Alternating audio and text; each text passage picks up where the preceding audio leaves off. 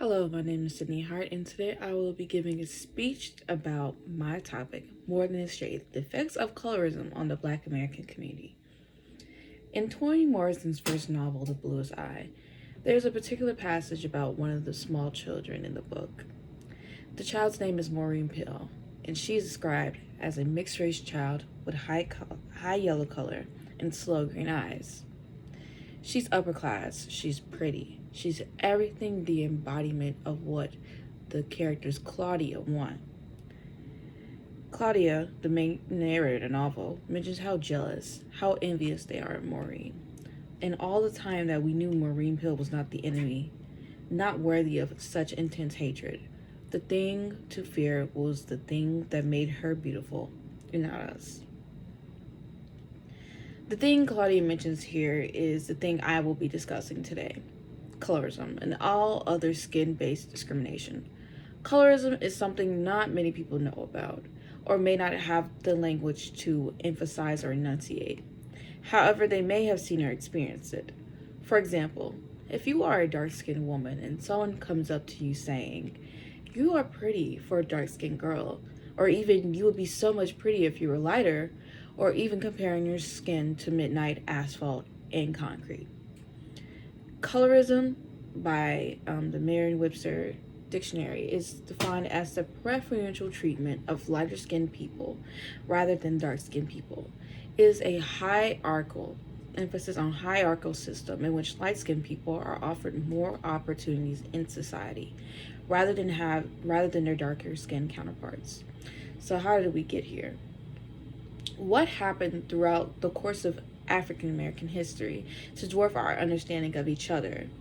Why does society treat lighter skinned people better and offer more opportunities in society as well?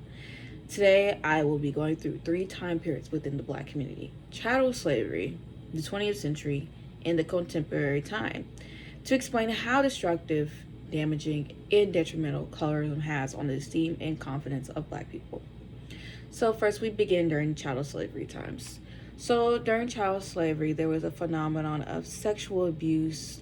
Certain slave masters would take on their slaves. In such breeding black and white children, these children would have lighter skin and privilege.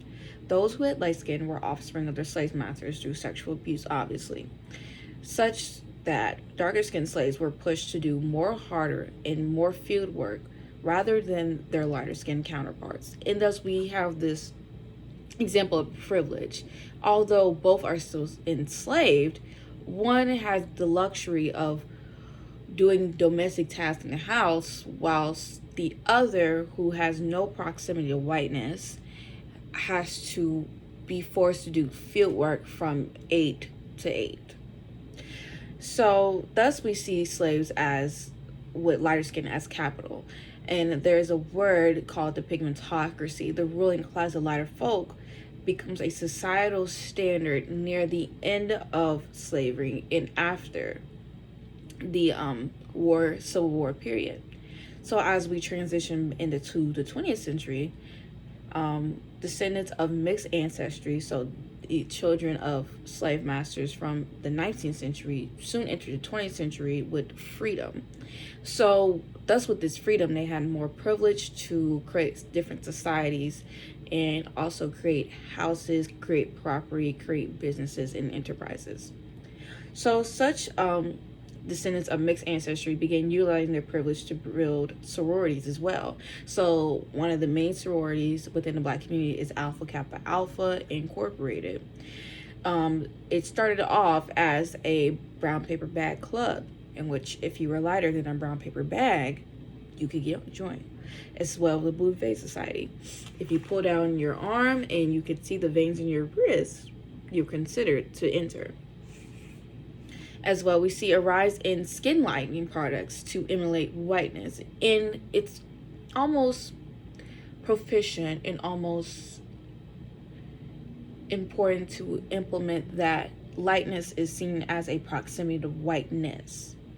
So skin lightening products are seen as a better advantage for Black women to get more jobs within their communities as well. Certain forerunners of the black community, such as Annie Malone and Madam C.J. Walker, produce skin lightening products. As well, the brown paper bag test was utilized at certain establishments to oppress darker skinned people, in which they would nail a brown paper bag on a church or a building of sorts and said, if you're not lighter than this brown paper bag, you cannot come in. So thus, lighter skinned people have become palatable in the black community because they're seen as a proximity to whiteness, but as well to white people because of their proximity to whiteness. It's a double fold. So with them being so close in proximity to whiteness, they have achieved and racially they can achieve and racially pass as well. And that's another system within colorism of passing to be white in order to gain more privileges than you would as a light-skinned person in the black community. So as we transition to the contemporary time, as society has begun to talk about certain things about colorism, such as lighter-skinned people are more likely to outperform in marriage, education, health, and income than their darker-skinned counterparts. Light-skinned people are seen as ideal rather than a coincidence. And lighter-skinned people are less likely to be behind bars or racially profiled. And dark-skinned people are often ridiculed and made fun of for their skin color. As you can see, many kids nowadays have a problem with their skin color and often begin engaging in risky activities such as skin lightening. So as I conclude my speech, I want you to recognize how cancerous colorism is. Although most people recognize colorism within the dating world and the politics of desirability, people do not understand the depth of this problem. So love your dark-skinned relatives, sons, and daughters, and tell them that their black is beautiful. Because light cannot be right if the dark is not all right also.